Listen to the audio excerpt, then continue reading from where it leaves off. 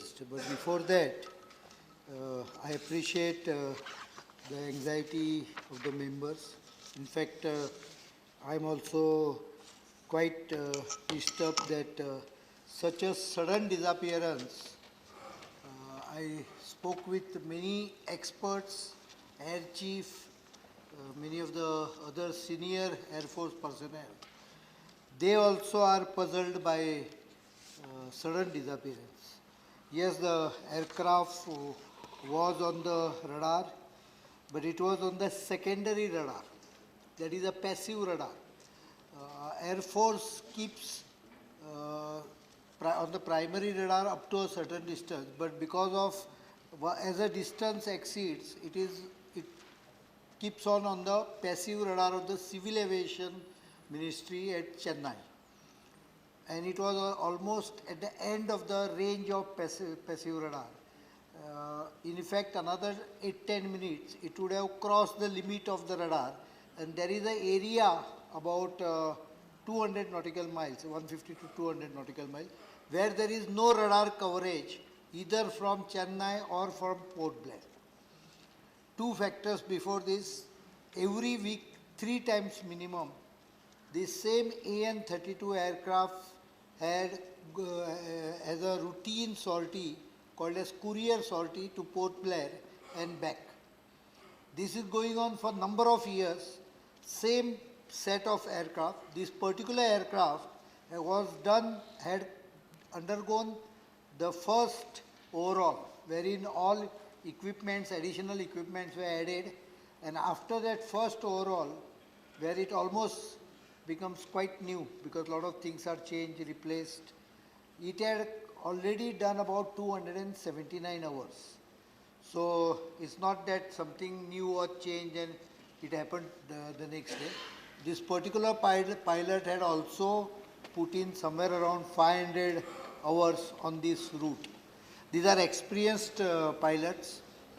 The only thing which was recorded that because of cumulus or a CB cloud, which normally no aviator will like to enter into because it's a very charged and heavy cloud, they had said that we are deviating to the right. This was probably about 7-8 minutes before it came down.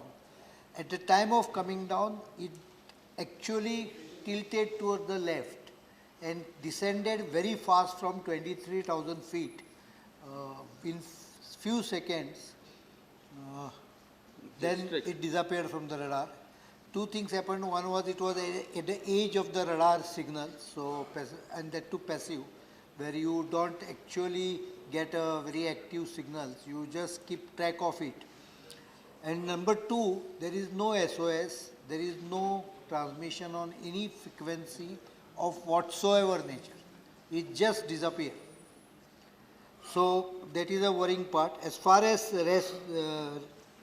search operation is concerned, we have been using all types of techniques. Yes, what you say is right. There is a beacon which normally should emit signals if it hits the water, but that is with at least 20 G forces, correct? So if it hits the water with 20 G forces, then only the signal is activated. Otherwise it's not activated. And in the earlier Coast Guard case also, it had not activated. Impact. 20 G forces, that means it is coming down heavy directly. If it dives inside, it is very difficult that it will be actually activated. I can't speculate because we are searching for it, and I will not like to speculate, but I can say only this much. The possibility of though we are checking all angles of any sabotage, is comparatively very less because they have standard operating procedure. Most of the people, in fact all the people were from defense forces. Even the civilians were part of the naval armament repair depot. So they had all links and the procedure were well established. Let us hope we find. So far the efforts put in is about 505 hours of various types of aircrafts flying over the area and searching for any type of clue. 23 different items were noticed by various aircraft. 23 inputs have been reported, visual sighting of 70, and transmission 6. We have received some blips, that means some signal of 6 nature. All have been checked up. Indian survey ship Nirupak is undertaking now seabed search operation using side scan sonar. That means it is sending signal for the seabed and trying to find out if there is something at the bottom of the sea. Submarine Sindhu Dhwaj, the same submarine which ultimately on 37th day managed to locate the Coast Guard Dornier, is carrying out underwater search in designated area 45 nautical miles southwest of the datum. In that area, within the 45 miles, it is searching for the ship. Round the clock air surveillance is maintained. There are at this moment something like 10 ships, Indian Navy ships in the area. Jyoti, Rajput, Investigator, Nirupak, Sukanya, Kora, Karmuk, Kuthar, Kamorta and Bangara, and submarine Sindhu Dhwaj capable of diving up to 300 meters. So they are virtually checking up everything. Indian Coast Guard has 3,000, between 3,300 to 4,000 meters. It is very deep, but the problem is if we locate something, then we will be able to pick up from that depth. I can't search, there is no equipment available to search 100 nautical miles, sorry, 120 nautical miles by 120 nautical miles, which you are searching. We have to actually locate it within, say, 100, 200 meters. Then we can send deep water equipments to pick it up. Special vessels have been already summoned besides this. One is Samudra Ratnakar. This is Geological Survey of India. A vessel which was at Mangalore port has been already called in the area. It is deep water and shallow water multi-beam survey system it has. Sub-bottom profiler up to 4,500 meters depth. ROV vessel which can go up to 3,000 meters. Acoustic Doppler current profiler. It completely profiles all the currents inside. A single beam echo sounder. Side scan sonar. It also has a side scan sonar. Synthetic aperture sonar and underwater camera. All these are on this ship. It's reaching there in 1 or 2 days. Besides, we are already putting our systems into operation. These are special ships. Sagar Nidhi, which was in Mauritius, the same day we diverted it back. We called it back.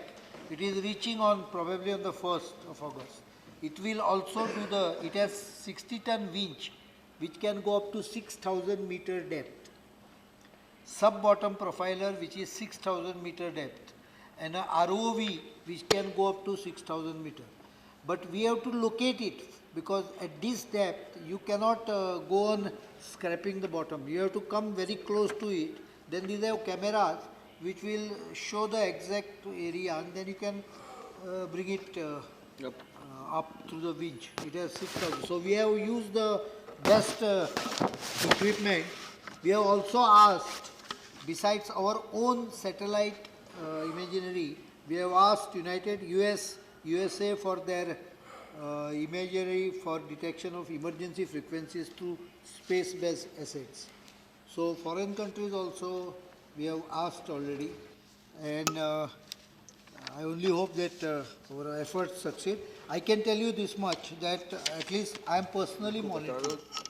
Not only that I went there, but I get SMS every 2-3 hours on the details of what is happening. And if I am not satisfied, because I feel that we owe that much to the people. We can't, not only that, I have seen that every family is kept in touch by an army or a coast guard or a navy officer, as you might have noted. let us hope we track it down. But whatever it is, I can assure that maximum efforts will be taken to support. If you also find anything, any problem, any information is required, you can contact me anytime. I will see that the Navy and Coast Guard will provide you that information.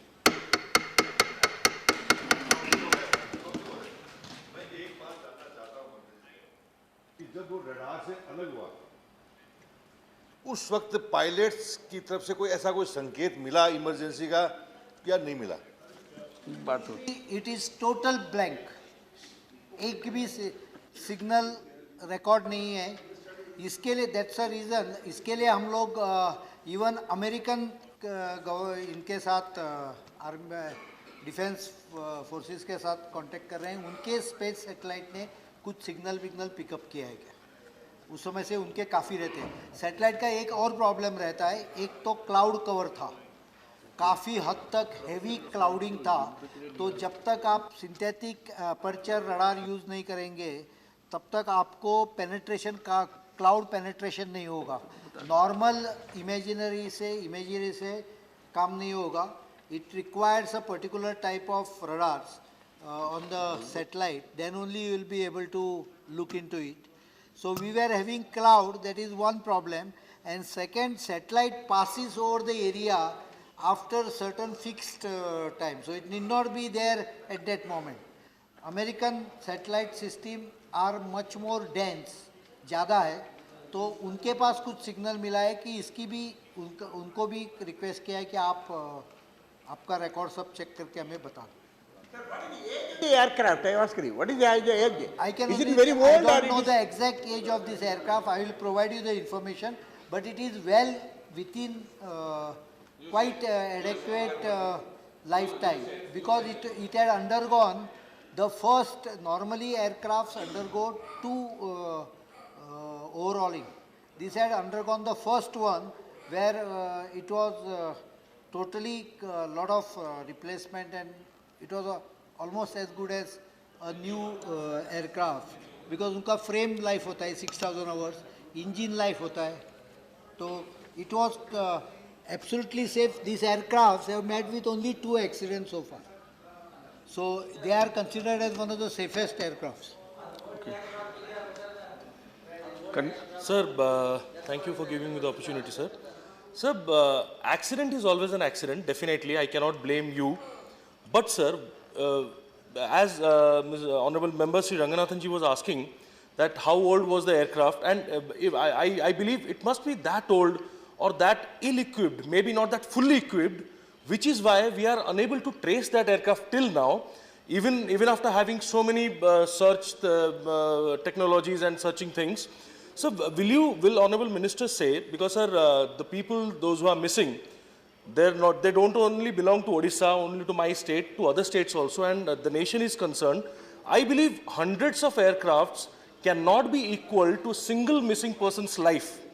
So will you assure that the other aircrafts which are there in our country will be well equipped, and of course accidents cannot be avoided, but yes, technically can you assure me that yes, no further such missing accidents will occur or missing situations will arise in the nation? Thank you, sir. I can assure that maximum efforts will be taken to ensure that accidents reduce. In fact, minus this year, the ratio of accident is lowest in the history of Indian Air Force. It is 0.23 for every 10,000 hours of flying. But to reach international level, I think it should be 0.023. It should improve further.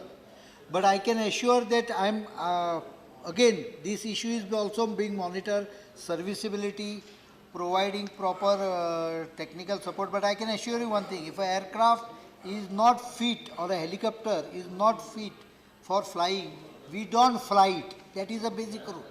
So it can be very sure that first of all, no aircraft, unless it is perfect. Indian Air Force does about 280,000 hours of flying every year. So you can understand the quantum of flying. So no aircraft will leave the airport unless it is 100% certified to be fit for flight. मैं That I समझता can हूँ कि वो सारी बातों का अब हर एक को अलग अलग बात करने के लिए मौका नहीं है, एक बार हो गया। 1984 and 1996 सुखेंद्र ये पीरियड में खरीदे हैं, ये सुखेंद्र शेखर पर्टिकुलर राय एयरक्राफ्ट का जी मुझे मालूम नहीं, वो लेकिन चर्चा मैं कंटिन्यू इतना करेंगे, बोल आपको सकता थोड़ा हूं बाद में इनने कि शुरू कर दिया था। ये aircraft he started his speech, so you will call later. मतलब जैसे Yes, नए you will जैसा be. किया गया था, उसको additional one point which was raised about Sukhendra Sai signals, on speech. beacon signals, that I can assure the members that we have decided to further and check up whether we can improve the signaling system.